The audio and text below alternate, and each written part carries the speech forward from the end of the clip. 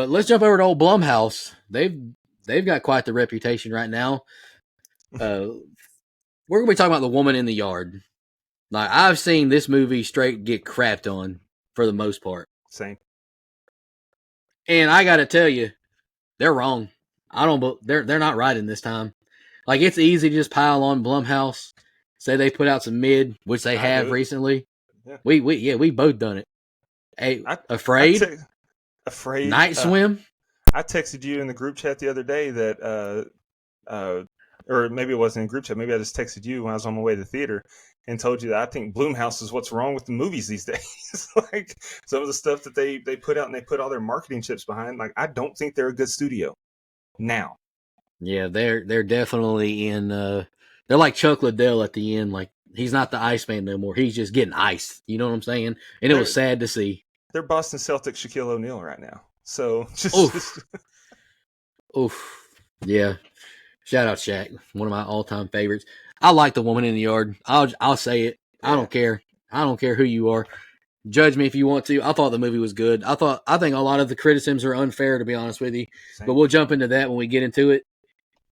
I mean, this is a story that's been told 100 different ways since who knows when. The Babadook, maybe. That was one of the first ones that really took on a grief story that I can think of, you know, relatively recently. Like, this has been over a decade of making grief movies. I thought this was a unique approach, and I enjoyed it. I was not bored at all. Dustin, what are your general thoughts? I think a movie that only has 5 people in it to be this captivating that's pretty remarkable in itself. I think that this is my favorite Blumhouse movie that I've seen in a long time. No, those two statements probably just made it sound like I gave this movie an astronomically high rating. I didn't. But compared to some of the reviews I've seen, it is really high. I'll be honest. There was a wreck on the interstate when I was on the way to the theater. I got there late. Really late. What was the first thing you saw that you remember? Oh, brother, I don't even know what day it is. Oh, I do know. Okay. So when I got to the movies, or when I got in the movie and sat down, they were in the living room, and it was right before she had the dream or vision or whatever that she went outside, the dog was dead. So I missed about 20 minutes of the movie, but I locked in, and I could tell, other than the woman appearing and this family's going through something, I didn't miss anything. So not really. Yeah, not really. I mean, I'm sure there were some decent scenes or maybe some bad scenes, but as far as the meat and potatoes, the actual story itself, I don't feel like I missed anything that hurt my understanding or appreciation of the movie. I do think you would like the first 20. Oh, I'm definitely it's world building to what you saw. Yeah. I thought about going back to the theater tomorrow, because I do have the Regal Unlimited.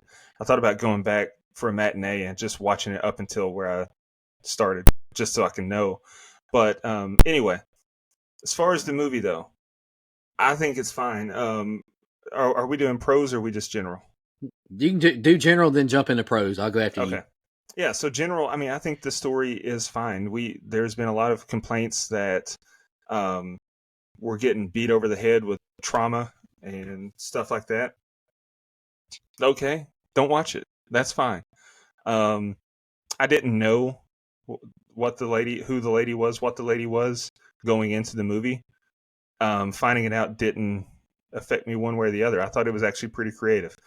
I think that it overcomplicated itself, and I'll get into that in my cons. But overall, I think the movie was fine.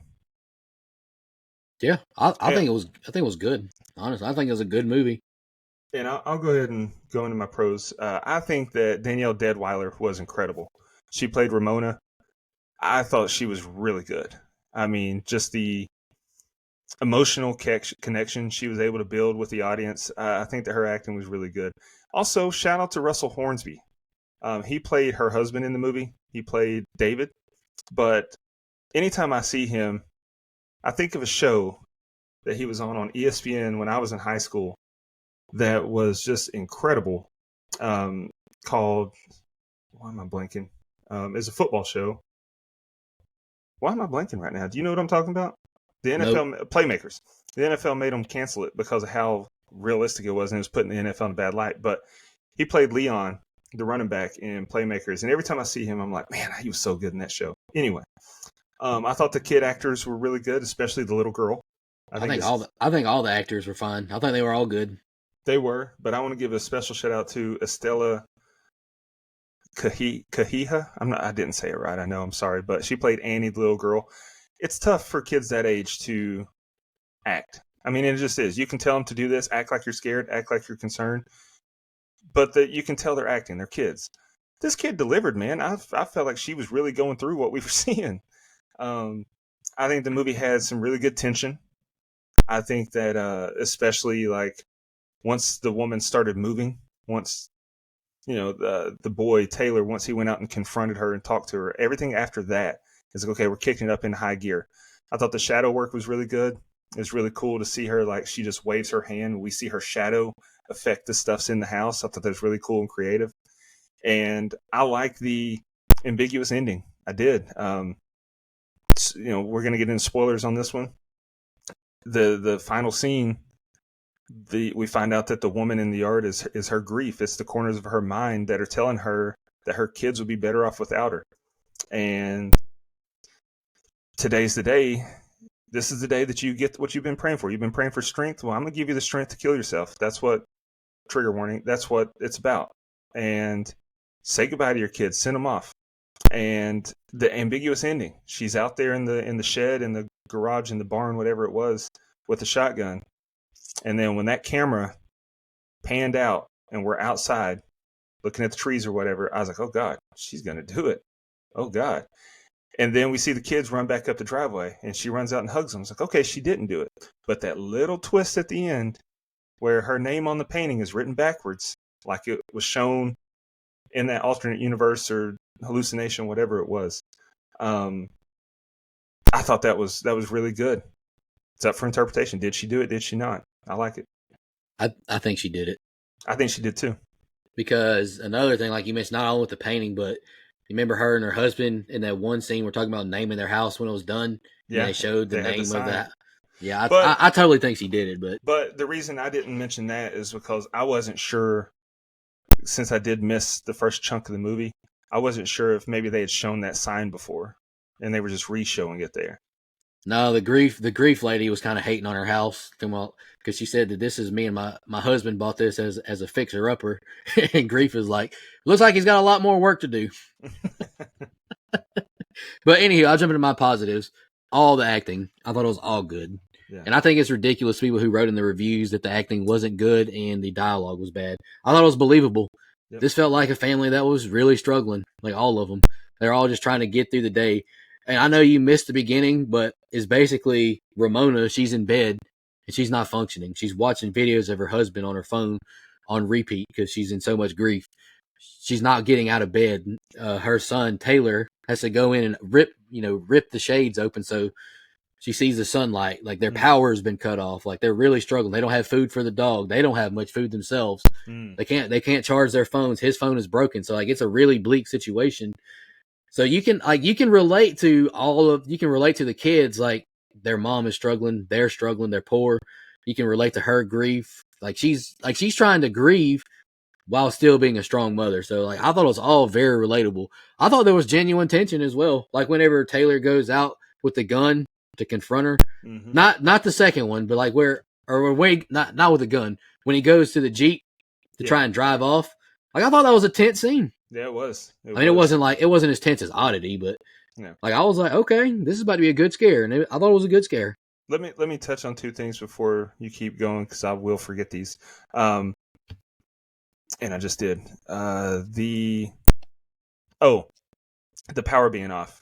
So I'm glad you mentioned that because the power was already off when I came into it. I thought the woman in the yard had cut the power or something. So I definitely think she killed herself because the power came back on also as they were walking into the house. And I also like how the extra little seasoning was thrown on the chicken there to say that she lied. She was the one driving when the dad died. So that makes it more understandable that she would be handling the grief and the depression like this, because I'm not saying it was her fault, but she was driving. You do carry a certain kind of guilt when stuff like that happens. Like if someone else gets hurt and you don't, and you should have, like, yeah, I like that. But here's my question, and what did you think? Because I'm still a little confused by it. They had an intense moment at dinner, the mom and dad. Like, she wasn't happy being on the farm, I guess, because she couldn't work anymore. Yeah. But when she's driving away, she snatches the keys at dinner and they drive off. She's not paying attention to the road. She's looking in the rear view and like she sees like the grief lady. Yeah. Like, do you think that's her? Do you think that's her grief already kicking in, like wanting to leave the family, or it could be that, or I could have, and maybe I'll get it when I go back to see it. But it doesn't sound like I will. I could have stood to have got more backstory with her. Like maybe she was just depressed about life in general. And so the woman was there. That's her. Like she's been wanting to kill herself for a long time. It's not just that her husband's now dead. It's not just now that they can't put food on the table. It's she's just been unhappy for so long and dealing with these demons for so long. Maybe. I don't know. I don't even know if the woman is grief. I think it might just be her subconscious. Well, yeah, that. You know what I'm saying? Yeah, that's a better way to put it. Because it explores a lot of different emotions for her, not just grief. Yeah. Because it even tries to paint her picture like, hey, if you kill yourself, your kids will be successful. They keep showing like how the daughter graduates and is married. The son ends up becoming a doctor. It's like trying to sway her to do it as well. Yeah. Grief's not the right word. What is it that? Oh, that's her dark passenger. Like Dexter Morgan deals with. That's the dark thoughts of her mind, no matter what they are, coming to the light. So I like that comparison, the dark side of Dexter. Yeah, I like that. But anyway, my positives, man, I just think the acting, like it was just a believable scenario to me. Yeah. Like I'm sure anybody who listens to this, I'm sure people who, unfortunately, respectfully, you lost your father. Yeah. Like, I mean, sure, you could probably relate to this way more than I can. But I mean, I know I have people I'm close to who've lost a parent or lost a child. Like that's the worst grief you can imagine. I imagine. And it's the worst feeling in the world when right there along with when someone you care about lets you down. I've deleted a few texts. That's an insanely inside joke that no one will get, but anyway. Go ahead. What are we talking about now? Negatives? Yeah. So, negatives for me, I think I got tears in my eyes. I think they just overcomplicated the story. It got confusing. It got confusing. Like she's going through the house, when the daughter gets snatched through the gun safe, and she walks down this long hallway gun safe, apparently, and then she's just in a different house. It's like, okay, I see it. Like this is this alternate timeline. This is the dark passenger showing her what life should be like and what life could be like. Okay, I get that. But the jumps were so frequent and so inconsistent that it did get confusing when it should have just been abstract. Those two don't have to mean the same thing. So that hurt the ending to me. That's what made it, I guess, a little more ambiguous to me, where it should have been cut and dry. So that's really my only negative, is how convoluted they made it when it was so unnecessary. Yeah, they made it, like you said, unnecessary. Like I understand. Like I'm just calling the woman her subconscious, her dark passenger, like you said. But how is her shadow able to like hit the wind chime and distract? Like I just didn't understand that stuff. So right along with that, I'm glad you said that. What I mean by overcomplicated is not just that. To me, I don't think the kid should have been able to see that woman at all. Yeah. How is that a thing? Because you could have, I've been trying to think. Is it kind of like the grief and presence? You know what I'm saying? Yeah. Yeah. Where only the daughter could see it? Yeah. Yeah, could be. But I mean, I was trying but that just makes it too convenient. You know what I mean? Like, yeah, but I can't remember what it is. I've been trying to put my finger on it for a couple of days now since I saw this movie.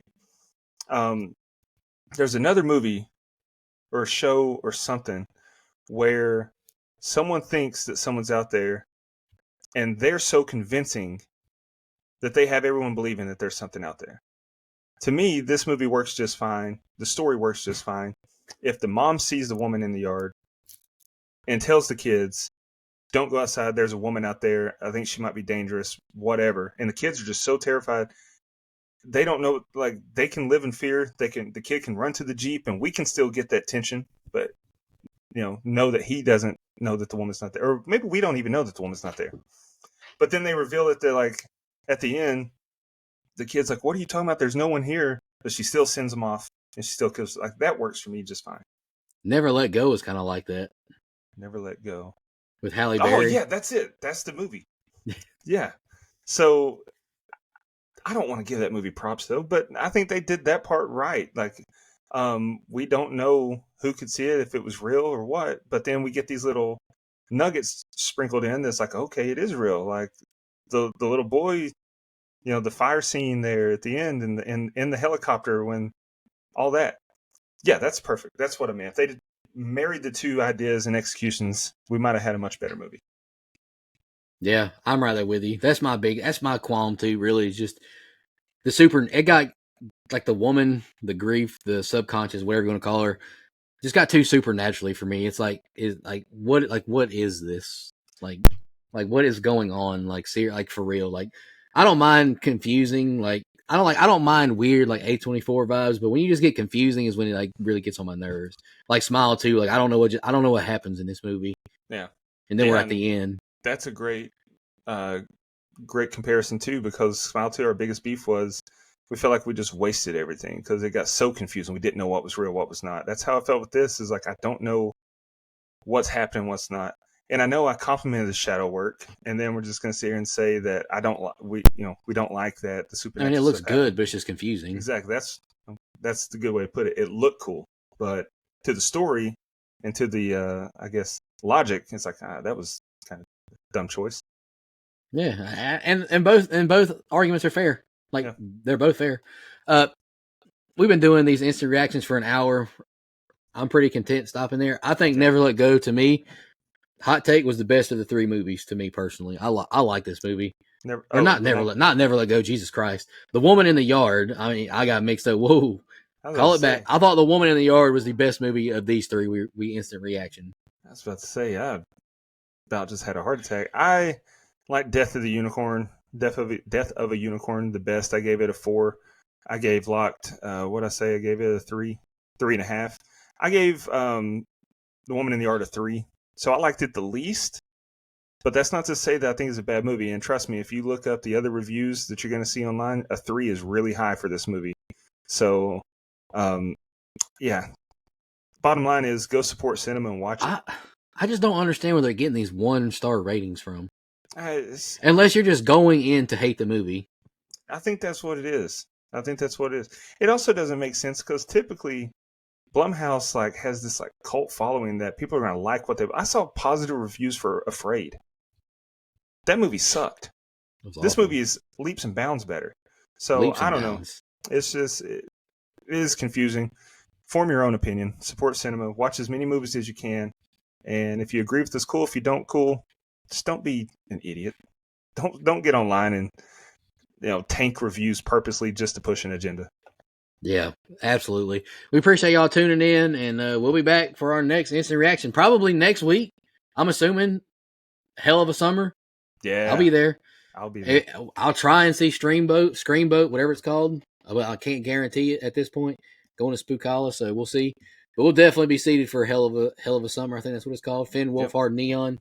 So I'm excited. We appreciate y'all tuning in. We'll be back next week. Jason X. Oh, shit.